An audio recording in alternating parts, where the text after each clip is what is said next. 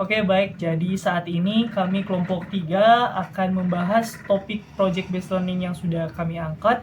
Di sini dengan judul yang sudah kami pilih adalah pengelolaan keuangan pribadi dengan sistem pendukung keputusan. Nah, namun sebelum itu kami kelompok 3 akan memperkenalkan nama kami terlebih dahulu. Perkenalkan, nama saya Evert Paul Mangimbelat dengan NIM 2202430. Perkenalkan, nama saya Febrita Bungkais dengan NIM 220244042.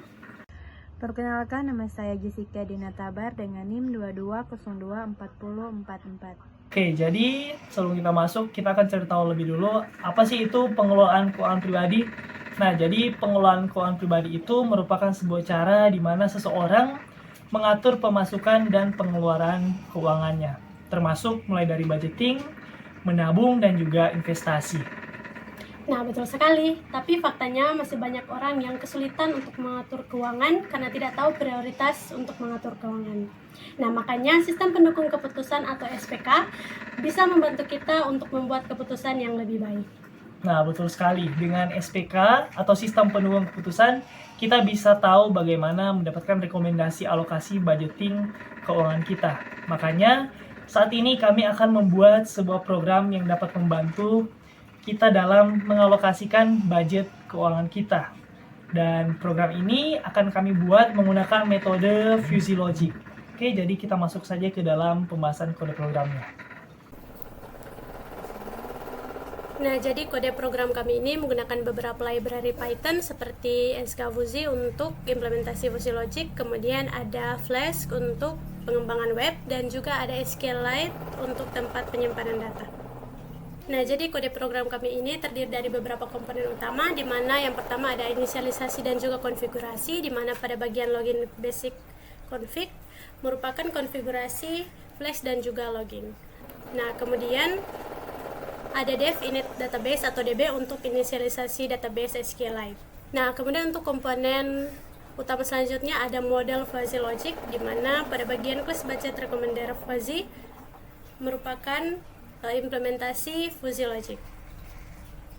Nah, selanjutnya masih pada komponen model Fuzzy Logic pada bagian class budget database, yaitu definisi untuk variabel, fungsi keanggotaan, dan aturan Fuzzy. Nah, kemudian selanjutnya atau komponen utama selanjutnya yaitu pengelolaan database, di mana pada bagian static method merupakan kelas budget data untuk operasi database.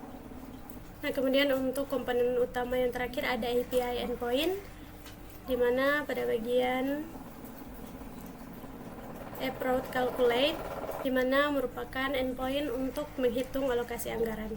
Ada juga approach history untuk mendapatkan history dan statistik. Yang terakhir ada approach API health untuk health check. Nah, selanjutnya kita masuk pada running program. Oke, baiklah. Jadi saat ini kita masuk ke bagian tahap running program. Nah, jadi sekilas saja teman-teman, ini merupakan tampilan awal saat kita menjalankan programnya.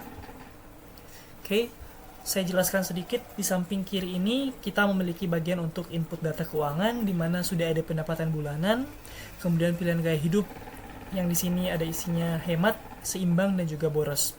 Kemudian ada toleransi resiko, kemudian ada tujuan keuangan, serta tahap kehidupan, di mana kita bisa memilih kategori mana tahap kehidupan kita.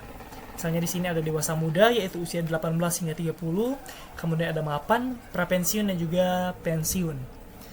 Oke, kita lihat di bagian samping kanan ini terdapat bagian rekomendasi alokasi anggaran. Nah, di sini nantinya akan ditampilkan chart atau grafis untuk alokasi budgetingnya di sini. Kemudian di bagian bawahnya terdapat riwayat rekomendasi. Nah, teman-teman, ini merupakan bagian untuk menampilkan histori yang sudah pernah kita lakukan sebelumnya untuk menguji budgeting atau pendapatan kita di sini. Oke, kita mulai saja ke dalam tahap pengujiannya. Di sini saya akan membuat pendapatan bulanan misalnya 3 juta. Oke. Kemudian pilihan gaya hidupnya di sini saya akan langsung saja ke bagian boros. Kemudian toleransi resiko di sini kita buat sedang. Kemudian tujuannya untuk jangka pendek. Kemudian tahap kehidupan di sini saya akan memilih dewasa muda. Oke. Dan jika sudah diisi semuanya, kita buat rekomendasinya. Oke. Di sini teman-teman bisa perhatikan bahwa alokasi anggaran di sini untuk hiburan di sini persentasenya sebesar 26,1%, kebutuhan pokok 39,5%, baru yang lain ada 11,9% dan tabungan dan investasi sebesar 22,6%. Nah, jika teman-teman perhatikan di sini terdapat sebuah ringkasan rekomendasi, yaitu berdasarkan pendapatan 3 juta, gaya hidup boros dengan toleransi resiko sebesar 5/10 dan tujuan keuangan jangka pendek dan tahap kehidupan dewasa muda, kita dapat menikmati hiburan sebesar 26,1%, namun tetap memperhatikan kebutuhan pokok. Jadi untuk pilihan gaya hidup boros, ini alokasi anggarannya. Oke. Dan sekarang saya akan mencoba membuatnya tetap menggunakan pendapatan bulanan sebesar 3 juta, namun kali ini saya akan membuat gaya hidupnya hemat, dan juga untuk tujuannya di sini kita akan membuat untuk jangka panjang, misalnya untuk pensiun. Nah, sini kita akan mengubah toleransi resikonya. Mungkin saya naikkan sedikit ya. Kemudian tahap kehidupan kita tetap sama, yaitu dewasa muda usia 18 sampai 30 tahun. Oke, jadi kita buat rekomendasinya. Oke. Di sini bisa kita perhatikan ya teman-teman, bahwa hiburan di sini sebesar 20,6%, kebutuhan pokok 41,7%, lain-lain 10,6%, dan tabungan dan investasi 27,1%. Ringkasan rekomendasinya di sini berdasarkan pendapatan 3 juta dengan gaya hidup hemat, toleransi resiko yaitu 7/10, tujuan keuangan pensiun, dan tahap kehidupan dewasa muda, kita dapat menikmati hiburan sebesar 20,6%, namun tetap perhatikan kebutuhan pokok. Nah, kita bandingkan saja teman-teman pada bagian riwayat rekomendasi. Bisa kita lihat di sini, teman-teman, untuk bagian gaya hidup hemat dan juga boros, ada perubahan yang sangat signifikan di sini. Untuk gaya hidup boros di sini tabungannya sebesar 22,6%, dan juga untuk hiburan sebesar 26,1%.